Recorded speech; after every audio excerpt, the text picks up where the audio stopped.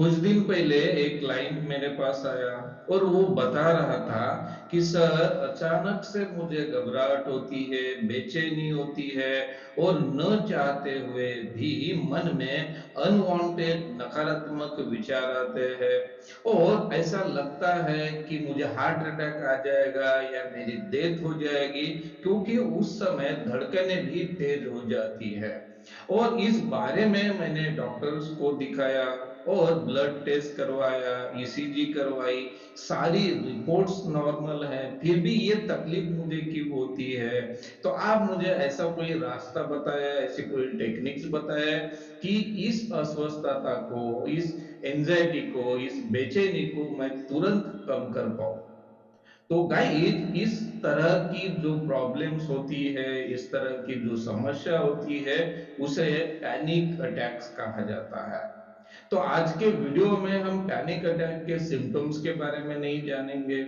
अगर आपको panic attack क्या होता है, पैनिक अटैक के बारे में अगर आपको जानना है, सिम्टम्स जानने हैं, तो आप ये वीडियो आप देख लीजिए।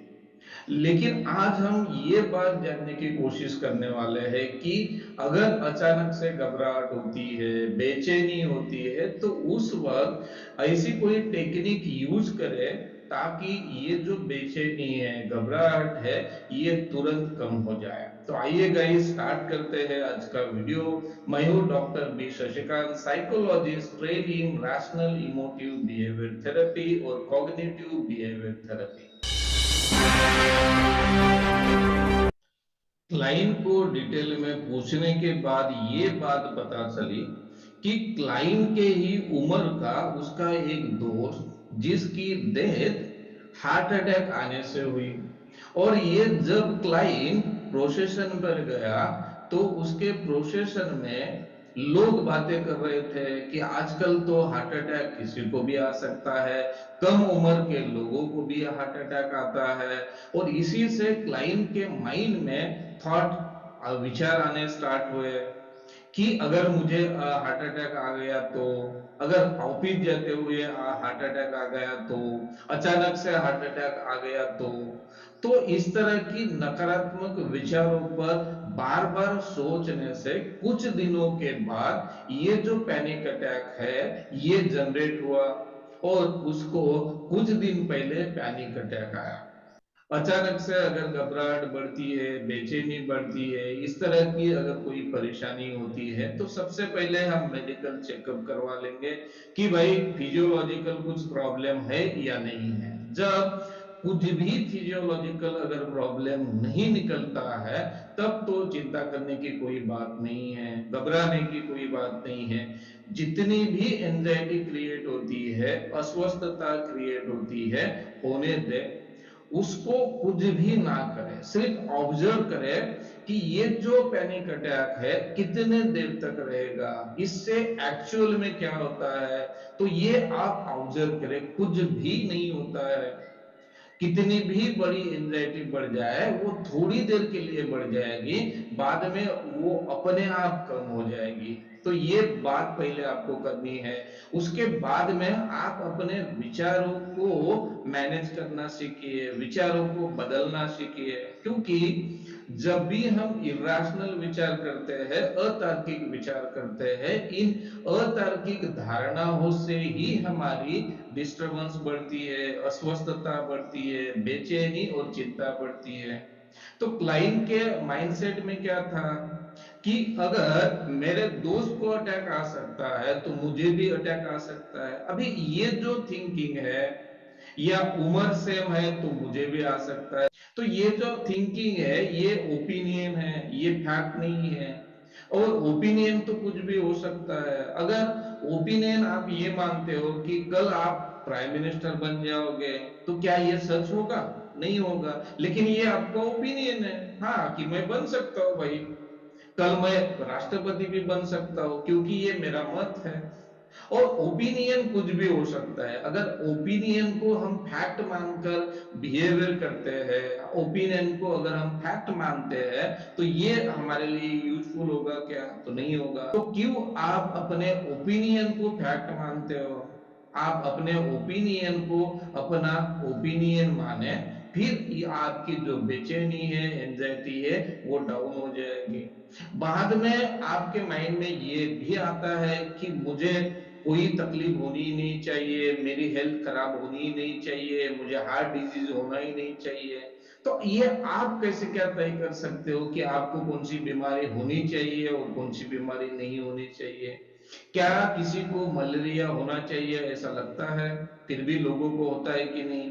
तो ये आप कैसे सोचते हो कि आपको कौन सी बीमारी होनी चाहिए या कौन सी बीमारी नहीं होनी चाहिए? ये आप तय कर सकते हो क्या? आपके हाथ में है क्या? नहीं है। फिर भी आप अगर कोशिश करते रहोगे तो उससे आपकी घबराहट बढ़ती रहेगी, बेचैनी बढ़ती रहेगी।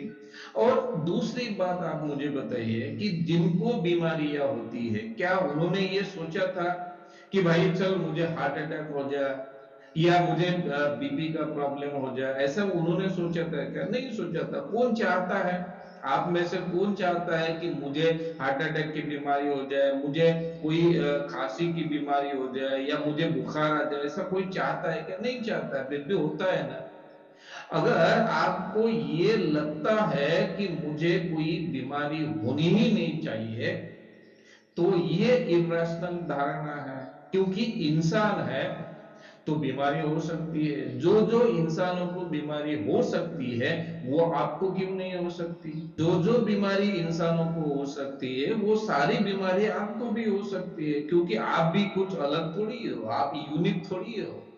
आप भी इंसान ही हो, और इंसानों को जो बीमारी होती है वो भी आपको ही होगी। इसका मतलब ये नहीं है कि बीमारी होना अच्छी बात है। बीमारी होना स्वाभाविक है, कि बीमारी होना किसी को पसंद नहीं है। लेकिन आप जरा सोचिए, बीमारी होना या ना होना आपके कंट्रोल में होती है क्या? क्या आपका कंट्रोल होता है कि कौन सी बीमारी होनी चाहिए, नहीं होनी चाहिए? जो बात आपके कंट्रोल के बाहर है और आप चाहते हो कि वो बात आपके कंट्रोल में हो, तो पॉसिबल है क्या? नहीं है।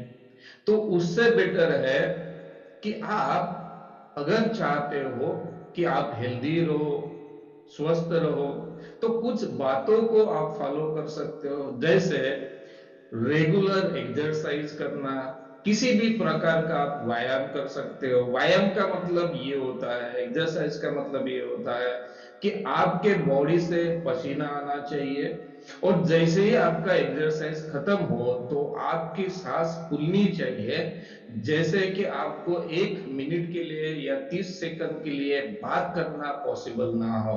इसी को बोलते हैं एक्सरसाइज करना। नहीं तो सिर्फ आप वॉकिंग करोगे, पैदल पैदल घूमोगे, ये एक्सरसाइज में नहीं आता है। तो अच्छा सा एक्सरसाइज कीजिए। आप जिम ज्वाइन कर सकते हो, रनिंग कर सकते हो, स्विमिंग कर सकते हो, या रस्सी पर जंप कर सकते हो। कोई भी ऐसा कार्डियोवास्कुलर एक्सरसाइज आप चूज करें। साथ में रेगुलर मेडिटेशन या माइंडफुलनेस टेक्निक का या हिप्नोटिक रिलैक्सेशन का यूज करें, जिससे आपकी बॉडी और माइंड रिलैक्स हो। ये करने से भी आपको बहुत ज्यादा बेनिफिट मिल सकते हैं। साथ में हेल्दी स्लीप होनी चाहिए। जो भी, जैसे भी आप सोते हो, वो जो स्लीप है वो हाइजीनिक होनी चाहिए। स्लीप हाइजीन के बारे में भी वीडियो बनाए हैं, वो भी आप देख सकते हो। साथ में आपको इस बात का भी ध्यान रखना है कि जो रोज आप खाना खाते हो वो हेल्दी हो। आपके डाइट में फ्रूट्स हो, सलाद हो, इस तरह से, और ऑयल कम हो, और जंक फूड का इस्तेमाल आप कम से कम करें, तो ये आपका डाइट हेल्दी हो जाएगा। हेल्दी डाइट डाइट से भी आपकी हेल्थ हेल्दी रखने में मदद होती है। साथ में मनोरंजन का जीवन में उपयोग करें। साथ में रिलेशनशिप यानी हेल्दी रिलेशनशिप मेंटेन करें। इससे भी काफी आपकी मेंटल हेल्थ सुधारने में सुविधा होती है, सुधारने में आसानी होती है।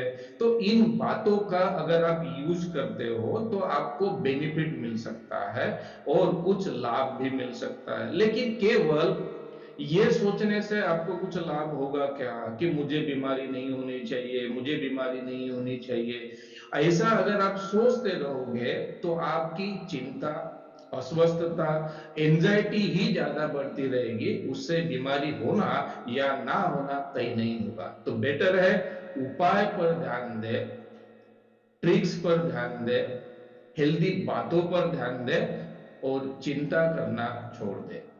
तो आज के लिए इतना ही, क्योंकि वीडियो ज्यादा लंबा हो रहा है, तो यहाँ पर आज रुकते हैं। मिलेंगे नेक्स्ट वीडियो में नई इंफॉर्मेशन के साथ में। अगर ये वीडियो आपको पसंद आया हो तो लाइक करना ना भूले, और ये वीडियो औरों को भी ज्यादा से ज्यादा शेयर करें। और अभी तक अगर आपने इस चैनल को सब्सक्राइब नहीं किया हो और इस तरह की आरएबीटी सीबीटी रिलेटेड, साइकोलॉजी और मेंटल हेल्थ रिलेटेड वीडियो देखने के लिए इस चैनल को अभी सब्सक्राइब करें।